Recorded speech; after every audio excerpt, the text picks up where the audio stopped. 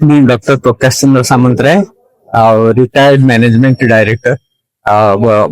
Retirement ପରେ ମୁଁ ନୀଳାଦ୍ରି ମୋ ନିଜ ବାସଭବନରେ ରହୁଛି। ଆଉ ତାପରେ ମୁଁ ସରକାରୀ କର୍ମରୁ ଅବସର ନେବା ପରେ ବିଭିନ୍ନ ପ୍ରାଇଭେଟ ଅନୁଷ୍ଠାନ ଯଥା institute of management, Sudhananda school of management ମଧ୍ୟ କର୍ମରତ 2022 ପର୍ଯ୍ୟନ୍ତ ଥିଲି।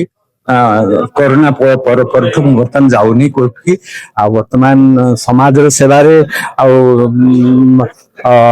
ପାଠ ପଢାରେ ଯୋଉମାନେ ଆର୍ଥିକରେ ସ୍ୱଚ୍ଛଳତା ନୁହନ୍ତି ସେମାନଙ୍କୁ ନିଜର ମାନେ କର୍ମମୟ ଜୀବନର ଅନୁଭୂତିରୁ ଶିକ୍ଷା ବିନା ଅର୍ଥରେ ମୁଁ ପ୍ରଦାନ କରୁଛି। ବର୍ତ୍ତମାନ ବି Sudhananda school of management and computer ସାଇନ୍ସରେ ମୁଁ ତାଙ୍କର ମେଣ୍ଟର ହେଇକି ଅଛି।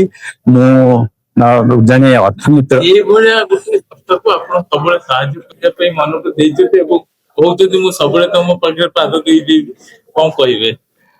ମୁଁ ଏଇ ମାନେ ଆମେ ତ ଯାହା କରିଛୁ, ଆମେ ଅନ୍ୟମାନଙ୍କୁ ଯୋଉମାନେ ଶୋଇଛନ୍ତି ସେମାନଙ୍କୁ ଆମେ ଜାଗ୍ରତ କରୁଛୁ।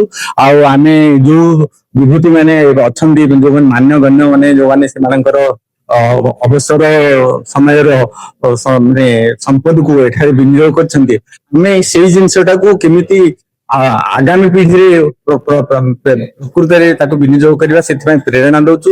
ଆମ ଅଞ୍ଚଳର ବିକାଶ ନିମନ୍ତେ ଆମେ ସମସ୍ତଙ୍କ ପାଖରେ ଯାଇକି ପହଞ୍ଚି ପାରୁଛୁ। ସେଇଟା ହଉଛି ଆମର ମାନେ ମୁଖ୍ୟ ଉଦ୍ଦେଶ୍ୟ।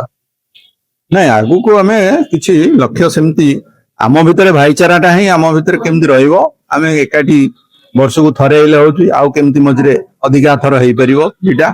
ତା ସହିତ ଆମେ ଚିଲିକାର ହ୍ରଦ ବର୍ତ୍ତମାନ ପୋତି ହେଇଯାଉଛି, ଇଏ ହଉଛି, ପରିବେଶ ଦୂଷିତ ହେଇଯାଉଛି। ତାର ଉନ୍ନତି ପାଇଁ ଆମେ ମନ୍ତ୍ରୀ ମହାଶୟଙ୍କୁ ମଧ୍ୟ, ଆମ ଅଞ୍ଚଳର ମନ୍ତ୍ରୀ ହଉଛନ୍ତି ବର୍ତ୍ତମାନ ପୃଥ୍ୱୀରାଜ ହରିଚନ୍ଦନ, ଯେ ଆଇନ ପୂର୍ତ୍ତ ଓ ଅବକାରୀ ବିଭାଗର ମନ୍ତ୍ରୀ। ତେଣୁ ତାଙ୍କୁ ମଧ୍ୟ କିଛି ସମାଧାନ ହୁଏ ଉତ୍ତର ଦଉ। ପରିଷଦର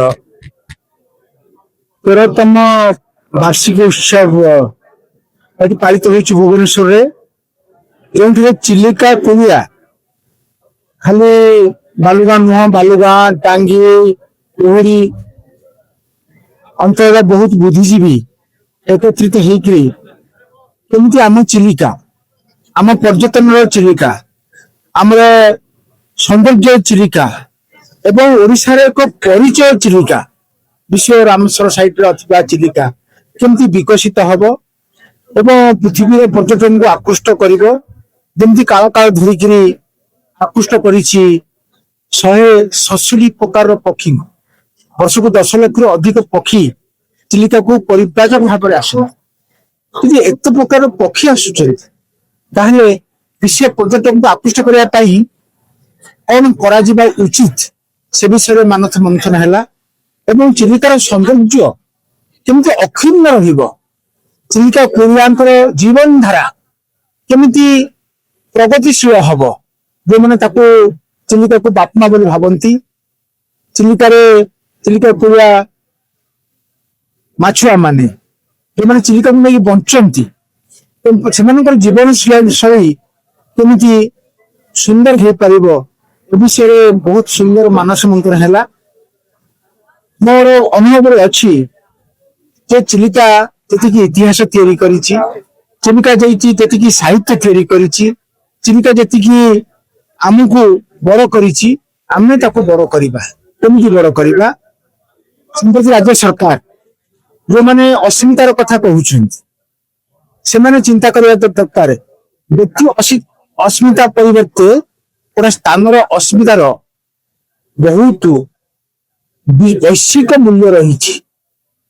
ଆମେ ଏମିତି ଚିଲିକାକୁ ଗଢିଦବା, ଯାହା ଚିଲିକା କୂଳରେ ଚିଲିକାର ମାନ୍ୟବର ବିଧାୟକ ଏବଂ ମନ୍ତ୍ରୀ ପୃଥ୍ୱୀରାଜ ହରିଚନ୍ଦନ ମହୋଦୟ ତାକୁ ନେଇକିରି କଳିଯୁଗେଶ୍ୱର, ଜଗନ୍ନାଥଙ୍କ କାଞ୍ଚନ ଶିକରି ଏବଂ ପକ୍ଷୀ ପରିବ୍ରାଜନ ଥଳ ମଙ୍ଗଳାଜୁରିକୁ ନେଇକିରି ଏକ ମାଷ୍ଟର ପ୍ଲାନ କରୁଛନ୍ତି ଏପଟେ, ଏବଂ ସେପଟେ ଆପଣଙ୍କର ଭାବକୁଣ୍ଡଳେଶ୍ୱର, ମାଣିକପାଟଣା ଐତିହାସିକ ସ୍ଥାନ ଏବଂ ଆପଣଙ୍କର ସାତପଡା, ଏସବୁକୁ ନେଇକିରି ସବୁ ଯେମିତି ସଂରକ୍ଷିତ ରହିବ, ବନ୍ୟପ୍ରାଣୀ ରହିବେ, ଜଙ୍ଗଲ ରହିବ, ପୁରୁଣା ମାଛ ମାନେ ରହିବେ, ପକ୍ଷୀ ମାନେ ରହିବେ, ସବୁକୁ ନେଇ ଚିଲିକା ହସୁଥିବ, ଚିଲିକା ପିଳିଆ ହସୁଥିବେ ଏବଂ ଓଡ଼ିଶା ଆର୍ଥିକ ଦୃଷ୍ଟିରୁ, ସାମାଜିକ ଦୃଷ୍ଟିରୁ ଏବଂ ଭାବନା ଦୃଷ୍ଟିରୁ ବୈଶାଖ ବିଶ୍ୱର ଶୀର୍ଷକ ପାଲୁଥିବ।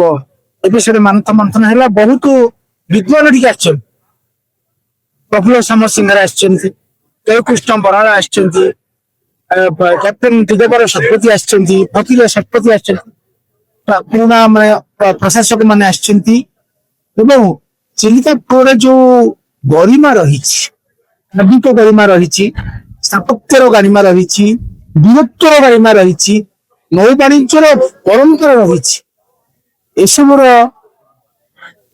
ଯୋଉ ଆଲୋଚନା ନିଶ୍ଚିତ ଭାବରେ ଆଗାମୀ ପିଢି ପାଇଁ ଗୋଟେ ମୂଲ୍ୟାଙ୍କନ କରିବ ଏବଂ ଉଦ୍ବୁଦ୍ଧ କରିବ। ଏଇଟା ହିଁ ହଉଛି ଆଜିର ଅନୁଚିନ୍ତା, ଆଜିର ଦର୍ଶନ। ଏବଂ ଆପଣମାନେ ସାମ୍ବାଦିକ ମାନେ ମଧ୍ୟ ସମସ୍ତେ ଏକଜୁଟ ଅଛନ୍ତି। ଏ ବାର୍ତ୍ତାକୁ ସାଧାରଣ ଲୋକ ପାଖକୁ ନିଅନ୍ତୁ, ଗଣ ପାଖକୁ ନିଅନ୍ତୁ, କେମିତି ଚିଲିକାର ପକ୍ଷୀ ଆମ ପାଖକୁ ଆସିଛି। ଆମର ଏ ଭାବନା, ଏ ମୈତ୍ରୀ ଭାବନା, ଏ ଭାଇଚାରା ଭାବନା ବିଶ୍ୱକୁ ଯାଉ।